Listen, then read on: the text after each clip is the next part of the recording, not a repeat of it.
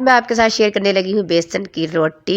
और बेसन के तो बहुत ही फ़ायदे हैं। इसकी रोटी खाने से ना बहुत ही बीमारियों का इलाज हो सकता है, क्योंकि इसके इतने ज़्यादा फ़ायदे हैं। हम आपको वीडियो के में साथ साथ बताएंगे और साथ साथ इसकी रेसिपी भी देखेंगे। ये बहुत ही शॉर्ट बन के तैयार होती है और खाने में बहुत ही मज़ेदार है। बच्चे बड़े सबकी फेवरेट हो जाएगी। अस्सलाम वालेकुम, क्या हाल है आप सबका? उम्मीद है आप सब खैरियत से होंगे। इसके लिए मैंने लिए है 2 अदद प्याज, 1 टमाटर और 1 आलू और थोड़ी सी हरी मिर्ची। इसको आप चॉप भी कर सकते हैं, लेकिन मैंने इसको चुटकी पर जाकर पीस लिया। मैंने इसे कूंडी में पीसा है। मेरे चॉपर नहीं था, आप चॉपर की मदद से भी इसे पीस सकते हैं। हाफ सब्जी हम डाल देंगे और हाफ सब्जी हम इस तरह से मिक्स करके रख लेंगे। ये हम आगे जगह मैं बताती हूँ आपने इसका क्या करना है। एक मैंने आलू लिया है, बॉयल किया हो, उसे कश कर लिया है। आप चाहे तो स्किप भी कर सकते हो। थोड़ी सी कसूरी मेथी, थोड़ी सी अजवाइन और थोड़ा सा जीरा भी इसमें ऐड करेंगे। बारी है इसमें डालने की बेसन। बेसन मैंने 1 कप लिया है, ये छान कर मैंने ऐड किया है। अगर आप बेसन की रोटी फर्स्ट टाइम बना रहे हैं तो फिर आपको अक्सर ऐसे होता है, हम जब फर्स्ट टाइम बेसन की रोटी खाते हैं तो हमारा मैदा ना जज्म नहीं करता, तो इसलिए आप साथ गंदम का आटा ऐड कर लें। एक दफ़ा ऐसे बनाएंगे फिर आपको आदत हो जाएगी, फिर आप अकेली बेसन के बना सकते हैं।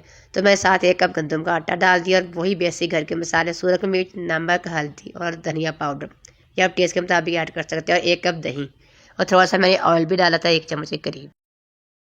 हमने इसमें इतना पानी डालना है कि इसका एक बेस बन जाए स्मूथ सा।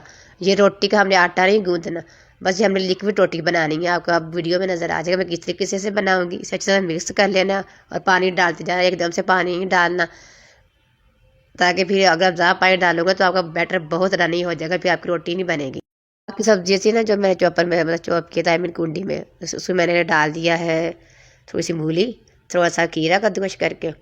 आप चाहे तो स्किप कर सकते हैं, लेकिन मुझे पसंद है इसलिए मैं ऐड कर दिया। थोड़ा सा दही, नमक, और आप इसकी जगह ना दही की जगह इमली का रस डाल दें। तो मैंने इमली का रस वाली चटनी मुझे नहीं पसंद, इसलिए मैंने दही की बनाई है। सामान यही लेना है जो मैंने आपको बताया, टमाटर, प्याज, हरी मिर्च, दही वगैरह कूट का, साथ अपनी इमली की चटनी डाल देनी है। बस ये मज़ेदार चटनी इसके साथ हम सर्व करेंगे। नॉनस्टिक पैन है तो आप वेरी गुड, उससे ना रोटी आपकी चिपकेगी नहीं। तो मेरे पास ये नॉनस्टिक पैन था, तो मैंने इसमें ना एक बाउल, एक बड़ा चमचा ले लिया। उससे उसकी मदद से ना हम रोटियाँ बनाएंगे ताकि एक ही शेप रहे। इस तरीके से आराम से बन जाएगी। फिर उसके ऊपर आप घी लगा रहे हो, उसे आप कलर देख कितना खूबसूरत आया हो। ये खाने में बहुत मज़ेदार है और काफ़ी हेल्थफुल है, बच्चों के लिए भी और बड़ों के लिए भी।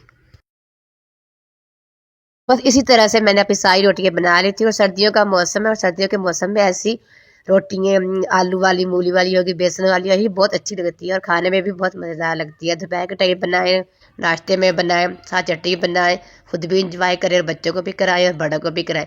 सब आपकी इस रोटी के फ़ैन हो जाएंगे। मुझे ज़रूर बताइएगा मेरी वीडियो कैसी। रोटी बहुत सॉफ्ट बनी थी, देखो मैं आपको यहाँ पे दिखा रही हूँ और इसे मैं आपको तोड़ के भी दिखाऊंगी। बहुत ही मज़ेदार था इसका टेस्ट था, क्योंकि इसमें सब्जियाँ ऐड हैं और सब्जियाँ आपको पता है बच्चे नहीं खाते। इस तरह का बच्चों को आप जो के देंगे वो आराम से खा लेंगे दही के साथ। दही का रायता तो बच्चे बहुत शौक से खाते हैं, मेरे बच्चे बहुत शौक से खाते हैं।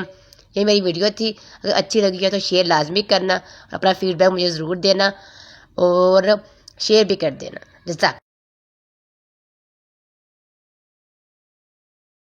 इंशाल्लाह फिर आपके साथ हाजिर होंगी एक बहुत ज़बरदस्त और नई रेसिपी के साथ। तब तक अपना बहुत सारा